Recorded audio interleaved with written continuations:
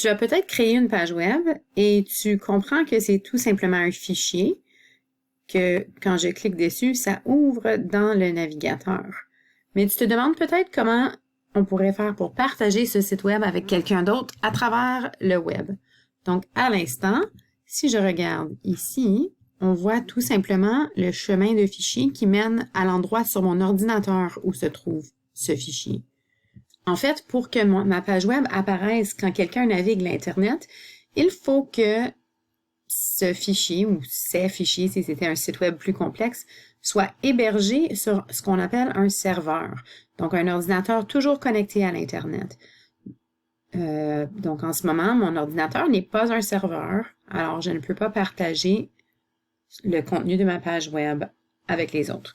Je dois aller mettre mon fichier sur un serveur et un service gratuit qui nous permet d'héberger nos pages web, c'est le service Glitch. Donc, je peux faire un sign-up avec mon compte Google et une fois que j'ai fait cela, je pourrai ensuite faire un login. Une fois que j'ai fait cela, je vais voir l'icône de mon compte Gmail dans le coin à droite. Ceci est important si je veux sauvegarder mon travail. Si je veux maintenant avoir ma page web sur le serveur, je vais cliquer sur New Project et en fait, il me donne une page web par défaut, donc le gabarit d'une page web que, en fait, je n'ai pas besoin. Je vais la supprimer une fois que c'est téléversé. Donc, ici, on voit qu'on a un fichier qui s'appelle index.html. Je vais le supprimer. Et, en fait, je pourrais supprimer tous les autres fichiers aussi, mais je vais le faire après. Je vais cliquer sur le plus et aller faire Upload a file. Ma page web que j'avais précédemment, elle est dans mes documents et elle est ici. Elle s'appelle index.html. Je vais l'ouvrir. Alors, on peut voir que j'ai la page web ici. Je peux cliquer sur Preview in a new window. Et maintenant, je vais voir que n'importe qui peut venir visionner ma page web par le biais de ce nom de domaine, en anglais domain name.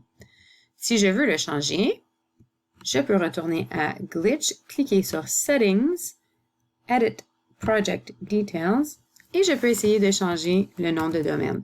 Donc, étant donné que c'est un nom de domaine gratuit, ça va toujours être .glitch.me, mais je peux choisir le point de départ. Si ce n'est pas pris, ça va me laisser. Sinon, ça va me dire, ah, il y a peut-être déjà quelqu'un qui a ce nom-là.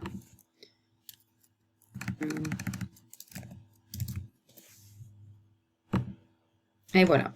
Donc, maintenant, le nom de ma page web, ça va être siteannie.glitch.me. Donc, tu pourrais partager ça avec n'importe qui. À noter que c'est une seule page web que j'ai ici. Si je veux un site web, c'est une collection de plusieurs pages web. Donc, je pourrais mettre d'autres fichiers HTML ici et avoir des liens qui me permettent de voyager, si on veut, entre ces fichiers-là.